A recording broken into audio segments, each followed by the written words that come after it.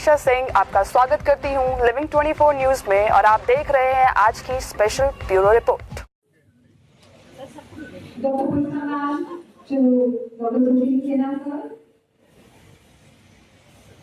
वैशाली नाम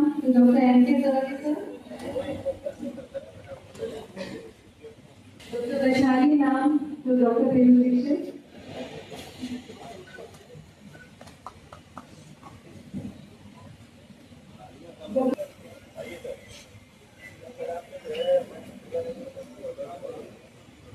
We welcome you, sir.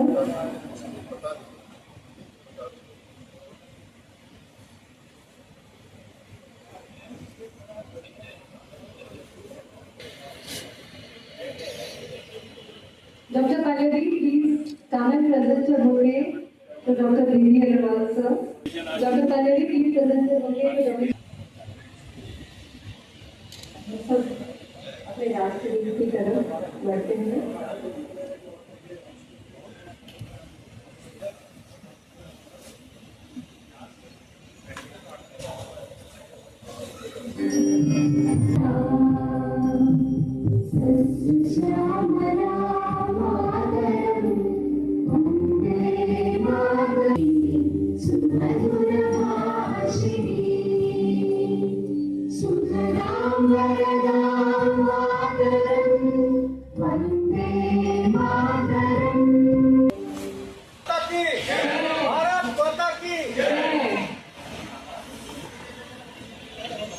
Please come to the podium and deliver your welcome speech. Welcome, sir.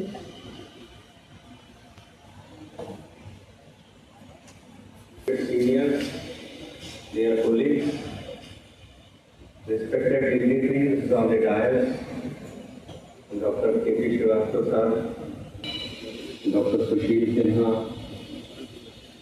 Dr. Piyush Dixit, Dr. B.L. Kesarwani, Dr. B.L. Gupta sir, Dr. A.K. A moment of great proud that we are here to have the oath-taking ceremony of our newly elected executive. I have private hospital में वो admit है तो personal allergy है, फिर वो कह रहे हैं कि इसका जो इंजेक्शन लगता है कोई फर्स्ट वंदे वंदे वंदे भारत माता की, भारत माता की। आवाज नहीं आ रही बंधुओं, अरे अभी कभी तो स्वतंत्रता दिवस अभी बीता है। भारत माता की जय हिंद। बहुत बहुत धन्यवाद, बहुत बहुत आभार। Thank you so much. Elected for the post of President of Amnesty, do solemnly affirm that I shall discharge my duties with honesty, integrity, dedication, and impartiality. I shall respect my fellow members, maintain confidentiality, and always place the interest of the association over my personal interest. I shall uphold the honor and reputation of NHA and serve with sincerity, responsibility, and commitment. With this oath, I pledge to work together for the progress, unity, and welfare of our association. I solemnly affirm and pledge to faithfully discharge the responsibility entrusted to me. Jai Hind. जय हिंद।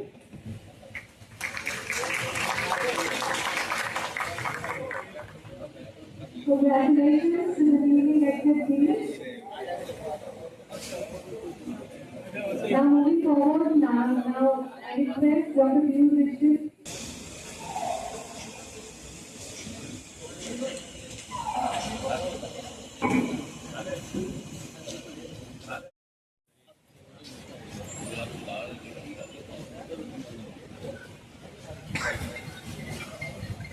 हमारे बीच में माननीय मंत्री गोपाल जी आए हैं और उनका स्वागत करते हैं, बहुत बहुत अभिनंदन करते हैं।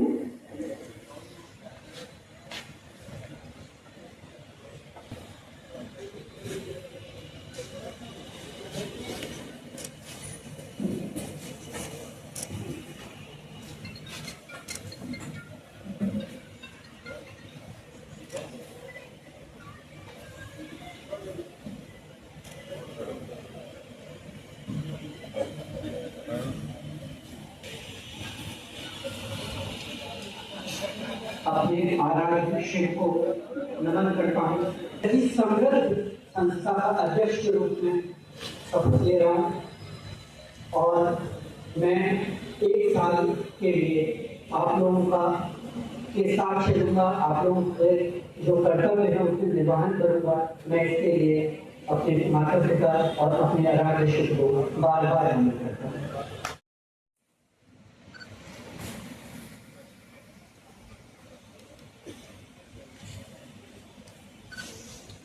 उनके साथ समन्वय बनाएंगे और जो सीनियर हैं उनसे हम सहयोग लेंगे, उनका समर्पण लेंगे, जिससे कि हम एक अच्छे सहयोग और संस्था की स्थापना करें।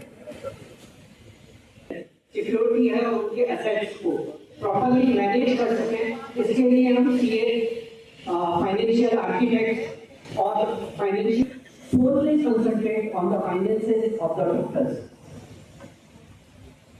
हम संवाद करेंगे व्यापार मंडल से, गैर सरकारी और हम मेडिकल लीगल सर्विसेज से भी बात कर रहे हैं, जिससे कि हम नर्सिंग होम को एक बेहतर वर्क प्लेस बना सकें डॉक्टर्स के लिए, जिससे कि वो एक सुरक्षित और अच्छी जगह पर काम कर सकें। स्वागत आपका।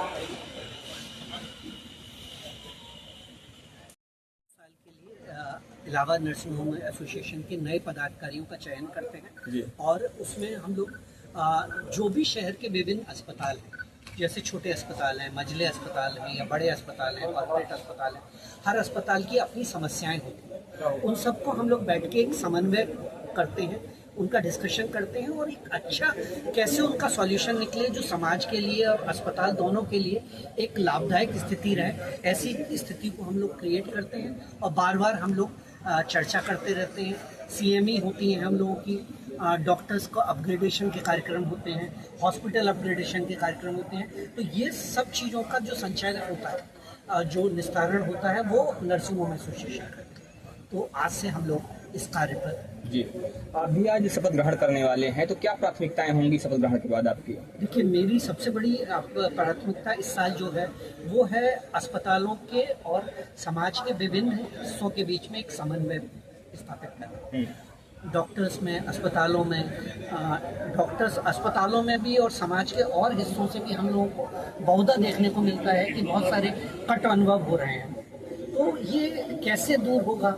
हम पत्रकार बंधुओं के साथ भी एक बार बैठेंगे, हम व्यापारियों के साथ भी एक बार बैठेंगे, हम छात्रों के साथ भी एक बार बैठेंगे, हम जैन जी के साथ भी बैठेंगे, हम वकीलों के साथ भी एक बार बैठना चाहते हैं कि कैसे इन सब समस्याओं का निस्तारण हो, जिससे कि हम लोग एक अच्छे समाज की और एक स्वस्थ समाज की परिकल्पना करें। डॉक्टर साहब, पेशेंट और डॉक्टरों के बीच इधर पिछले कुछ समय से देखने को आया है कि काफ़ी चीज़ों को लेकर विवाद है, इसको आप लोग किस तरह से हैंडल करेंगे? देखिए, अभी हम लोग एक नया कार्यक्रम शुरू कर रहे हैं, वो है संवाद। संवाद में हम किसी एक बड़े मीडिया हाउस से या पब्लिक हाउस से बात कोऑर्डिनेट करके हम पेशेंट्स को बुलाएंगे, जैसे इसी तरह के ऑडिटोरियम है, और हम कुछ विशेष डॉक्टर्स को बुलाएंगे स्पेशलिटी के, और हम उनसे पूछेंगे कि उनकी समस्याएं क्या है, जैसे गैस्ट्रोलॉजिस्ट, न्यूरोलॉजिस्ट, कार्डियोलॉजिस्ट, या हमारे एसोसिएशन से कि मरीज के पर्सपेक्टिव से हम क्या वो लोगों को प्रॉब्लम हो रही है। क्योंकि हम डॉक्टर साइड से हैं तो हमको लगता है हम सही हैं वो गलत है, पर ऐसा नहीं होगा। कहीं ना कहीं दोनों ही पक्ष में कुछ ना कुछ कमियां होंगी। तो अगर ये संवाद होगा तो मुझे लगता है कि संवाद से बहुत सारी समस्याओं का निराकरण हो जाएगा। सर, इलाज लगातार महंगा होता जा रहा है और तरफ बढ़ रही है। ऐसा नहीं है कि दवाइयों में बढ़ रही है, दवाइयों के प्राइस बढ़ रहे हैं, प्रोसेस के प्राइस बढ़ रहे हैं, स्टाफ की सैलरी बढ़ रही है, बिजली के बिल बढ़ रहे हैं, सब चीज़ें बढ़ रही हैं। तो जाहिर है अस्पतालों के बिल भी बढ़ेंगे। पर मेरा हमेशा से मानना ये है कि देखिए, अस्पताल एक इमरजेंसी होती है, आप उसके लिए प्लान्ड नहीं होते, तो वहाँ पर आपके लिए एक अप्रिय स्थिति हो जाती है। इस पर हम लोग कैसे एक अच्छा सॉल्यूशन कर सकते हैं, या हम लोग कैसे इसके रास्ते निकाल सकते हैं। जाहिर है ये भी हमारी एक प्राथमिकता का इस बार विषय है कि जो प्राइजेस बढ़ रहा है इसको हम लोग कैसे कर्व करें और कैसे हम मरीज के लिए फ्रेंडली हो पाएं। ये जाहिर है, ये अगर हम डॉक्टर हैं तो हमें समाज के लिए ये बात तो सोचनी पड़ेगी। जी, मैं डॉक्टर पीयूष दीक्षित, अध्यक्ष नर्सिंग होम एसोसिएशन।